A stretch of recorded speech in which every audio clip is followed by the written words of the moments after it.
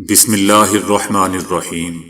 السلام علیکم دوستو، دنیا بھر کی خبروں میں آج آپ سنیں گے، لیکن اس سے پہلے اگر ہو سکے تو لائک اور سبسکرائب کا بٹن ضرور دبا لیں۔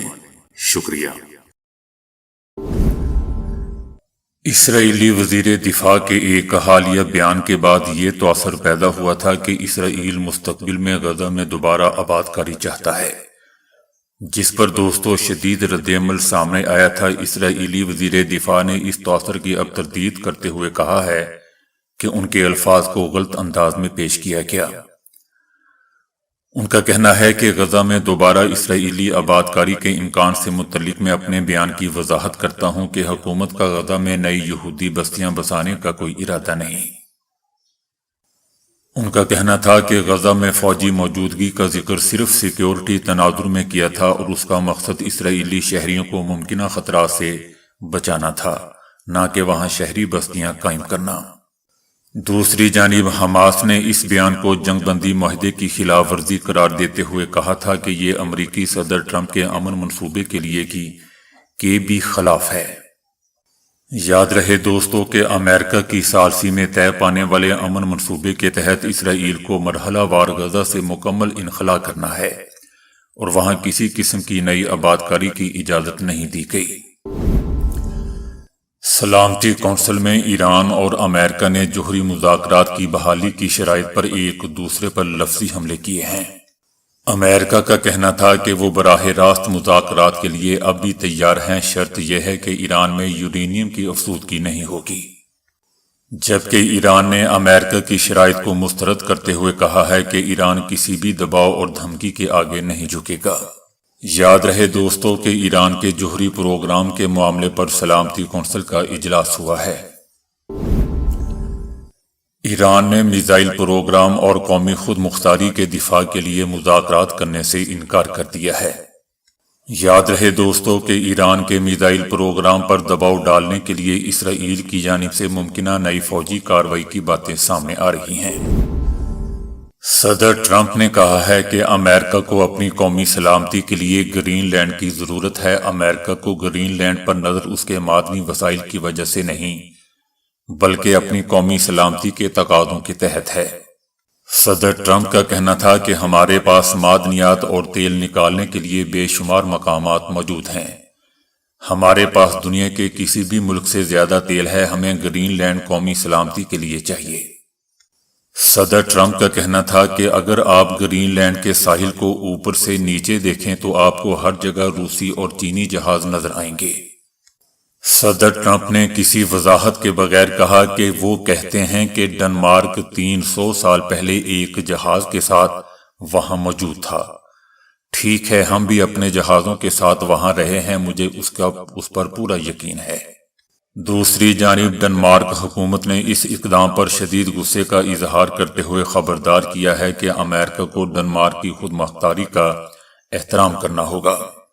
یاد رہے دوستو کہ صدر ٹرمپ نے صدارتی منتقلی کے دوران اور وائٹ ہاؤس واپسی کے ابتدائی مہینوں میں متعدد بار گرین لینڈ پر امریکی حاکمیت کا مطالبہ کیا تھا اور اس معدنیات سے مالا مال جزیرے پر کنٹرول کے لیے فوجی طاقت کے استعمال کے امکان کو بھی مسترد نہیں کیا تھا۔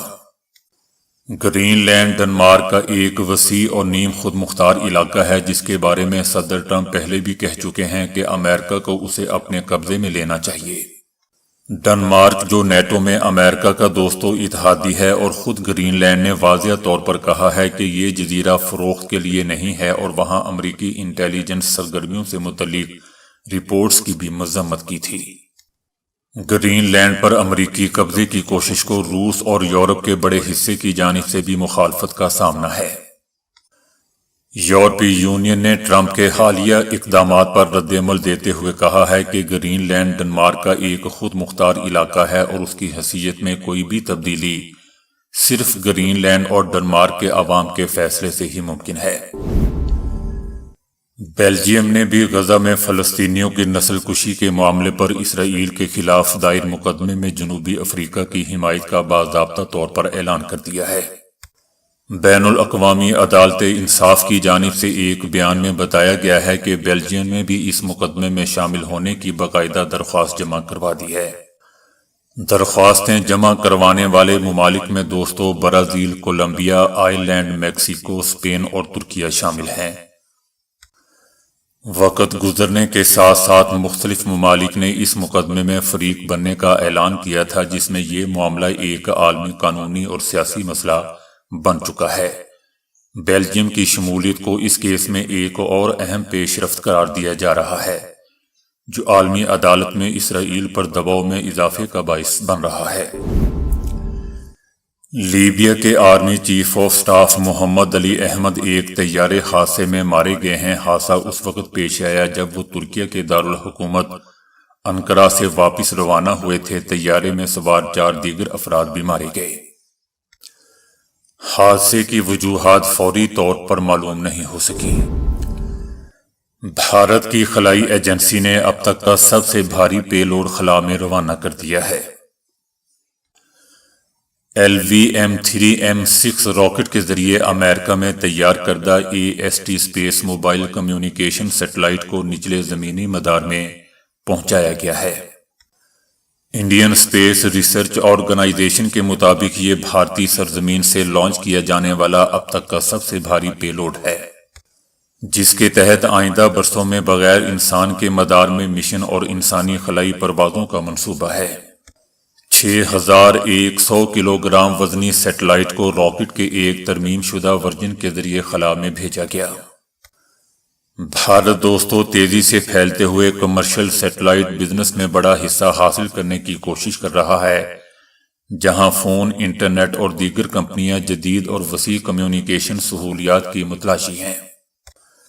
بھارت کا کہنا ہے کہ وہ 2027 میں پہلی انسانی خلائی پرواز سے پہلے ایک بغیر انسان کے مدار میں مشن لانچ کرنے کا منصوبہ رکھتا ہے۔ نریندر مودی دوستو اس سے پہلے یہ اعلان بھی کر چکے ہیں کہ بھارت 2040 تک ایک خلا باز کو چاند پر بھیجنے کا بھی ارادہ رکھتا ہے۔ سعودی عربیہ میں مسجد نبوی صلی اللہ علیہ وآلہ وسلم کے مؤذن شیخ فیصل نعمان دوستو 25 سال تک اذان دینے کی سعادت حاصل کرنے کے بعد انتقال کر گئے۔ انا للہ و انا الیہ راجعون۔ انہیں مدینہ منورہ کے تاریخی جنت البقیع قبرستان میں سپرد خاک کر دیا گیا۔ شیخ فیصل نعمان کو سن 2001 میں مسجد نبوی صلی اللہ علیہ وآلہ وسلم کا مؤذن مقرر کیا گیا تھا۔ اذان دینا دوستو شیخ فیصل نعمان کے خاندان کی روایت رہا ہے۔ ان کے والد اور دادا بھی دونوں مسجد نبوی صلی اللہ علیہ وآلہ وسلم میں مؤذن کے فرائض انجام دے چکے ہیں۔ شیخ فیصل نعمان کے والد کو صرف 14 سال کی عمر میں مؤذن مقرر کیا گیا تھا اور وہ 90 سال سے زائد عمر تک اس خدمت پر فائز رہے تھے۔ شیخ فیصل نعمان اپنے والد کے انتقال کے بعد اس منصب پر فائز ہوئے اور دہائیوں تک اس مقدس فریضے کو سر انجام دیا۔ طالبان کے امر بالمعروف اور نہی عن المنکر کے سرکاری اداروں کے پریس افسران اور ترجمانوں کو میڈیا کو ویڈیو انٹرویو دینے سے روک دیا ہے۔ نہ صرف دوستو ویڈیو انٹرویوز پر پابندی عائد کی گئی ہے، بلکہ سرکاری اداروں کے اجلاسوں کی تصاویر اور ویڈیوز شائع کرنے پر بھی پابندی لگا دی گئی ہے۔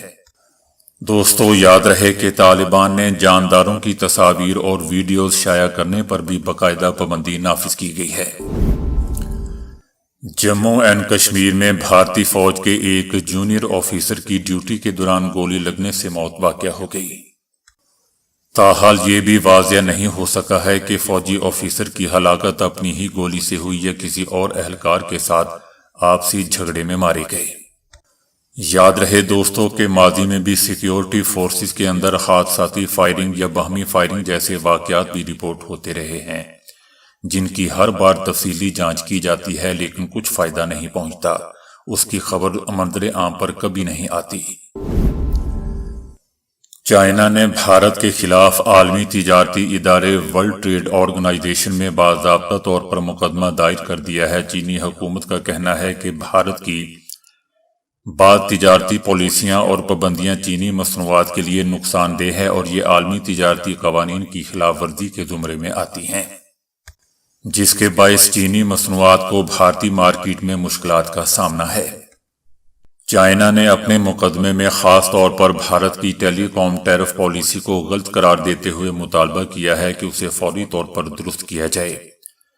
ماہرین کا کہنا ہے کہ یہ اقدام چائنا اور بھارت کے درمیان پہلے سے موجود تجارتی کشیدگی میں مزید اضافہ کر دے گا۔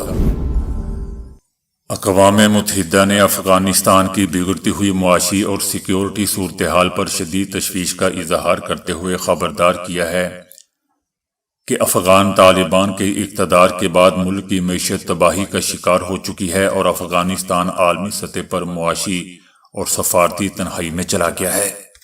اقوام متحدہ کی رپورٹ میں کہا گیا ہے کہ معاشی زوال کے باعث ملک میں بے روزگاری کی شرح 75% سے زائد تک پہنچ چکی ہے، جبکہ 3 کروڑ سے زائد افراد شدید غربت کا شکار ہیں۔ افغانستان کئی سالوں سے عالمی بینکاری نظام سے باہر ہے، جس کے باعث بیرونی سرمایہ کاری، مالی امداد اور تجارتی سرگرمیاں شدید متاثر ہو رہی ہیں۔ اقوام متحدہ نے یہ بھی واضح کر دیا ہے کہ انسانی حقوق کی پاسداری کے بغیر طالبان حکومت کو کسی قسم کی مالی یا قانونی حیثیت حاصل نہیں ہوگی۔ وزیر دفاع خواجہ آصف نے اپنے ایک بیان میں کہا ہے کہ عمران خان اپنے ذاتی مفاد کے لیے کسی حد تک بھی جا سکتے ہیں۔ ان کا کہنا تھا کہ وزیر اعظم شہباز شریف تواتر کے ساتھ پاکستان تحریک انصاف کو مذاکرات کی دعوت دے رہے ہیں، اللہ کرے مثبت اور نتیجہ خیز مذاکرات ہو سکیں۔ ان کا کہنا تھا کہ عمران خان نے ساری زندگی اپنے ذاتی مفاد پہ اول اور آخر فوکس کیا ہے۔ خواجہ آصف کا کہنا تھا کہ مذاکرات کچھ لو اور کچھ دو کی بنیاد پر کیے جاتے ہیں، لیکن عمران خان کوئی اصول پرست شخص نہیں، وہ 200% مفاد پرست شخص ہے اور اول اور آخر اپنے ذاتی مفاد کا ہی سوچتا ہے۔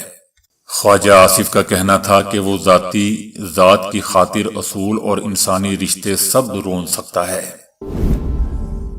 پاکستان تحریک انصاف کے سابق رہنماؤں کے ایک گروپ نے باضابطہ طور پر وزیر اعظم شہباز شریف سے رابطہ کرتے ہوئے کوٹ لکھپت جیل میں قید پارٹی کے سینئر رہنماؤں کو رہا کرنے کا مطالبہ کیا ہے۔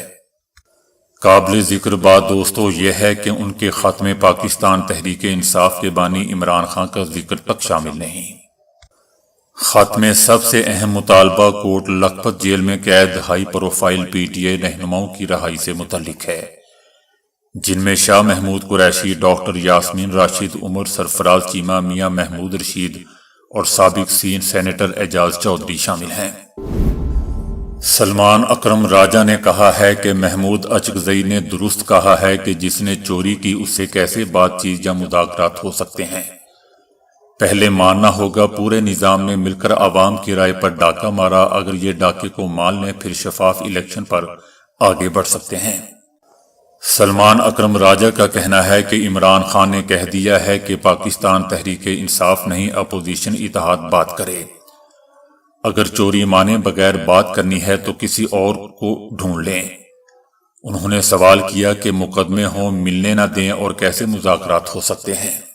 دوستو یاد رہے کہ عمران خان کی بہن علیمہ خان نے کہا تھا کہ جو مذاکرات کی بات کرتا ہے وہ عمران خان کا ساتھی نہیں۔ عمران خان کی بہن علیمہ خان نے کہا ہے کہ پارٹی کا جو لیڈر مذاکرات کی بات کرتا ہے، عمران خان کا کہنا ہے کہ وہ پارٹی کے ساتھ نہیں، نہ ہی وہ عمران خان کا ساتھی ہے۔ ان کا کہنا تھا کہ عمران خان نے اسٹریٹ موومنٹ کا پیغام خیبر پختونخوا کی قیادت کو دے دیا ہے۔ علیمہ خان کا یہ بھی کہنا تھا کہ تحریک تحفظ آئین پاکستان کے 2 روزہ کانفرنس کے اعلامیے کا انہیں علم ہی نہیں ہے۔ ان کا یہ بھی کہنا تھا کہ عمران خان کا پیغام ہے کہ وہ قوم کے لیے شہادت قبول کریں گے۔ ان کا مزید کہنا تھا کہ عمران خان کو ہم نے 11 کتابیں بھیجی تھی، جج صاحب کا کہنا ہے کہ 9 کتابیں ان کو مل چکی ہیں۔ تو دوستو ابھی کے لیے اتنا ہی، ویڈیو کو لائک اور شیئر کرنے کا بہت بہت شکریہ۔